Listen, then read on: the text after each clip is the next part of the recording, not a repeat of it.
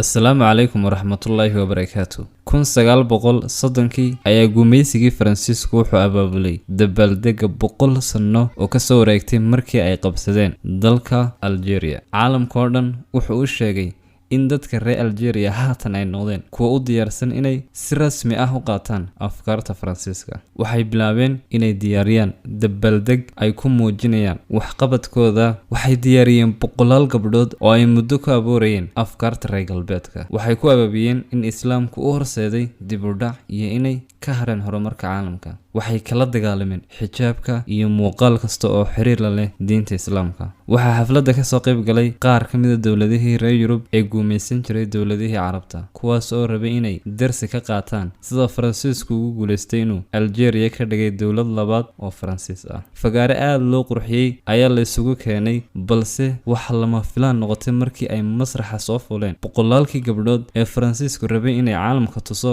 oo dhammaantood ku soo labistay dhar asturan oo dhaqankii Islaamku ka muuqdo. Warbaahintii Faransiiska ay arrinkii aad uga hadashay, waxaana la isweydiiyay muxuu Faransiisku Algeria ka qabanayay muddo hal qarni ah amba 100 sano haddii gabdhahoodu weli xijaaban yihiin. Waa su'aasha isweydiinayeen. Markii su'aashaas la hordhigay, generaalkii Faransiiska ee lagu magacaabi jiray Robert Low-Cost wuxuu ku jawaabay hadalkiisii caanka ahaa ee ahaa maxaan sameeyaa haddii Qur'aanku ka awood badiyay Faransiiska.